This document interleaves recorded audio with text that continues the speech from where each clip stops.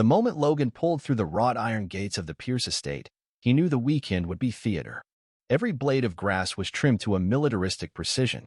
The estate, clad in white columns and pride, hadn't changed. But Logan had. 10 years ago, he would have dressed to please, grinned and nodded through Derek's smug stories and Aunt Valerie's whispers. Now, he was here on his own terms, financially, emotionally, and strategically armored. The family reunion had been branded as Pierce Legacy Weekend. Of course, there was no legacy without Logan's father, the only person who ever truly understood him, and the first casualty in the family's war for control. Patricia, his mother, made it clear after the funeral, Logan could grieve elsewhere. He did. And in the decade that followed, he disappeared into work, into silence, into purpose. Now he was back, and the table had no seat for him. Literally. There were 12 chairs under the ivory pavilion tent. Name cards with gold calligraphy. Smiles all around, until Logan approached and silence settled like fog. "Logan," Derek called, too loud, too cheerful. "Didn't know you'd actually come. We must have, messed up the count." Logan scanned the table. No name card. No extra plate. No acknowledgement. Patricia sipped her wine without rising. "You can squeeze in, I'm sure. It's been a while since you joined us." He gave a practiced smile. "You're right. It has been." Logan walked off before anyone could pretend harder. They thought this was punishment. But Logan wasn't offended. He was fascinated. The passive aggression, the orchestrated oversight, it was textbook Pierce behavior. And it was about to collapse. What no one knew, not Derek with his trust fund, not Patricia with her polished disdain, was that Logan owned the reunion. Quietly, he'd acquired the event's logistical chain through shell corporations and consulting contracts tied to Phoenix Core. The venue rental? His. The catering? Routed through a Phoenix subsidiary. Even the yacht booked for Sunday's farewell cruise was technically under his umbrella. They thought this was a Pierce production. It was a Logan Pierce dismantling. From his rental SUV just off the estate's private road, Logan opened the Phoenix Events dashboard. One by one, he reviewed the active services. Catering, unpaid, pending vendor confirmation.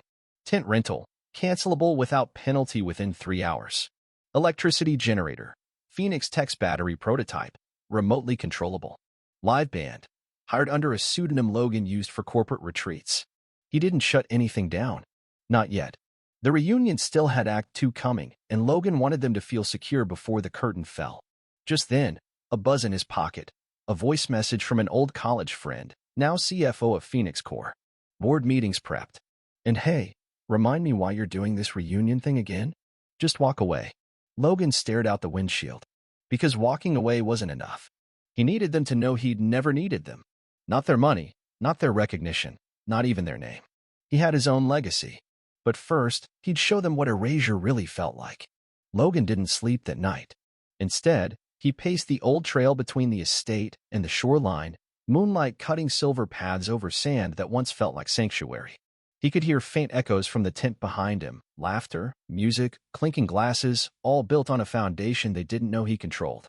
At 2:11 a.m., he returned to the dashboard. A new notification blinked red. The family had added a brunch event to the itinerary without notifying the vendors. The location?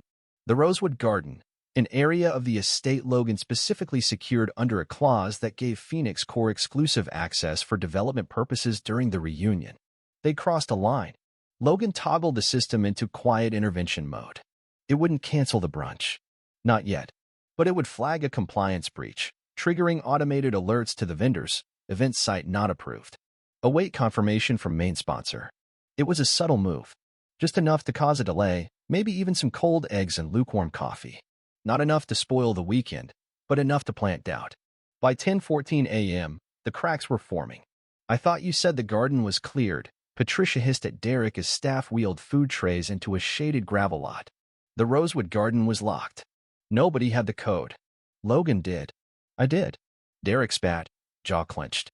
The vendor said something about contract limitations. Who the hell signs these things?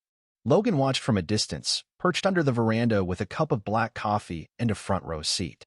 No one questioned him. In the confusion, he was invisible again, just as they liked him. Perfect. Later that afternoon, he walked the estate with a small digital recorder tucked into his shirt pocket. He wasn't looking for scandal, just proof. Whispers behind hedges.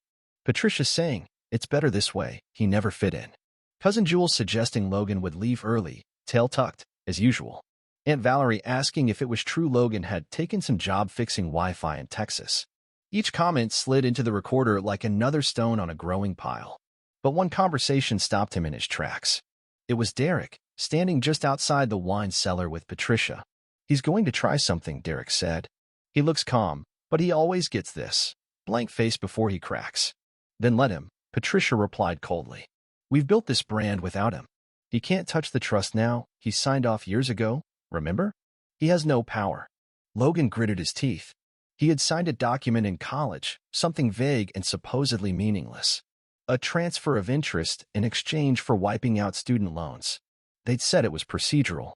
He was 19. Now it was clear. They'd used it to remove his name from any official Pierce legacy holdings.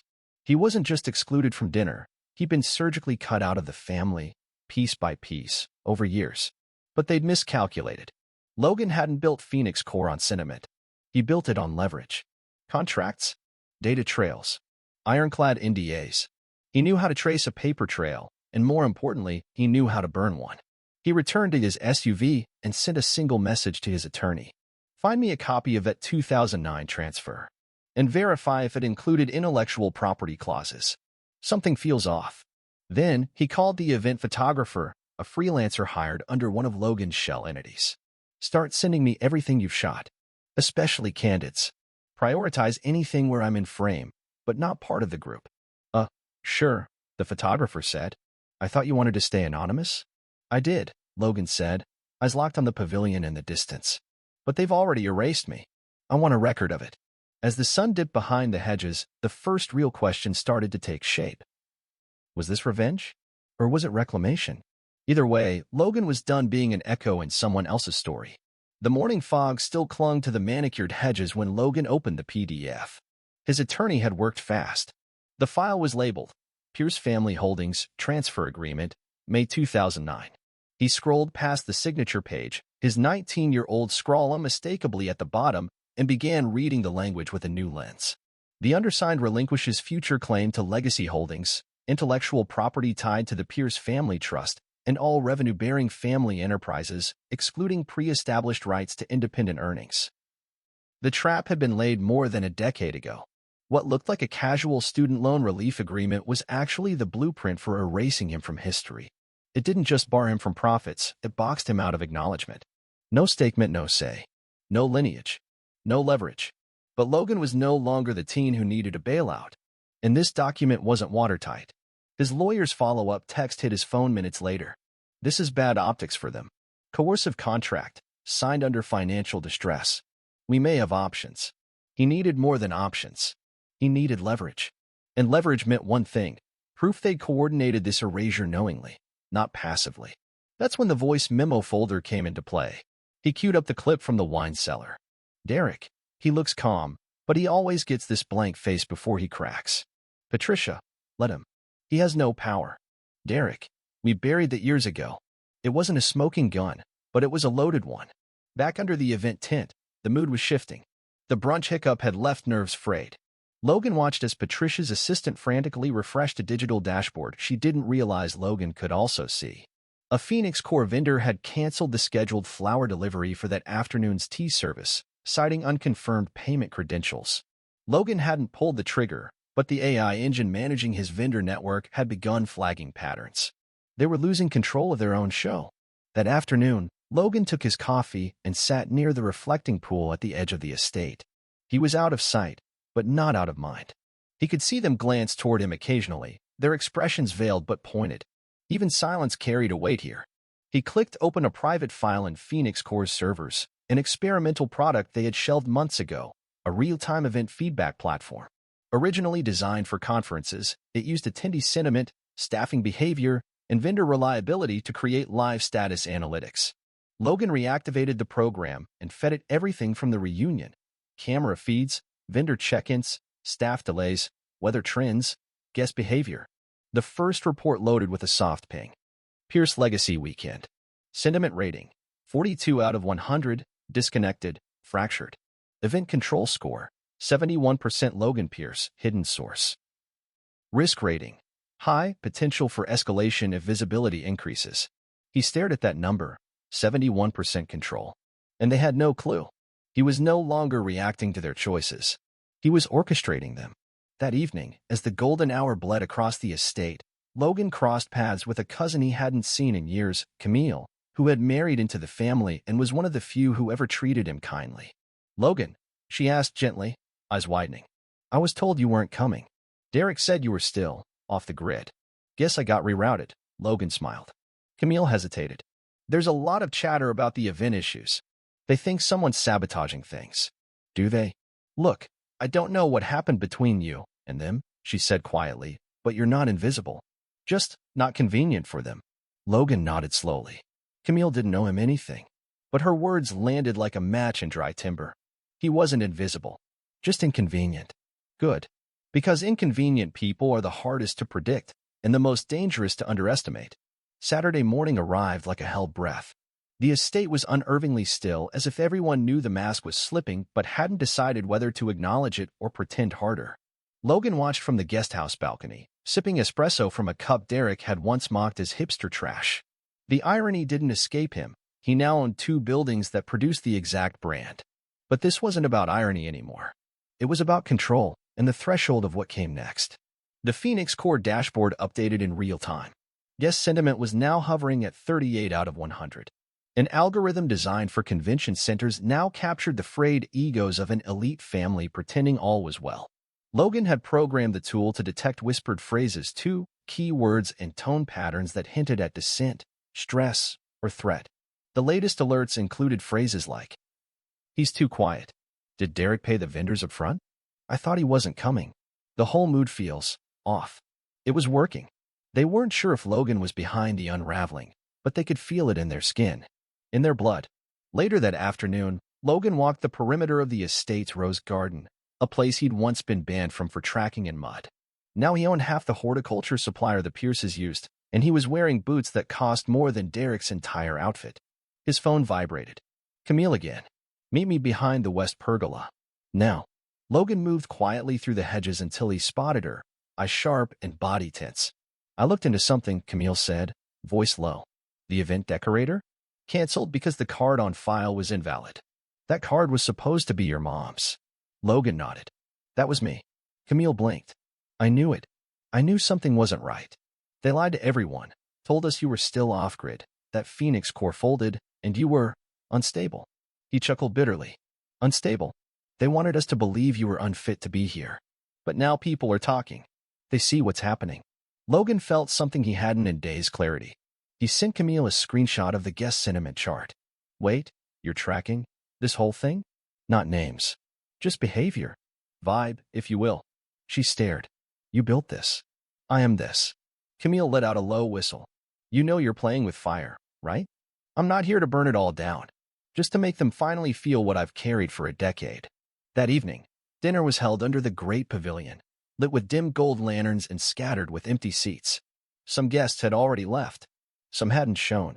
Logan took his seat on the outer edge, still unacknowledged officially, but unmistakably present.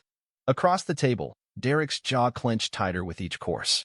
Patricia stirred her wine more than she sipped it. Even Uncle Mason, once the loudest Pierce at every event, remained uncharacteristically quiet. Logan glanced down at his phone. One more command.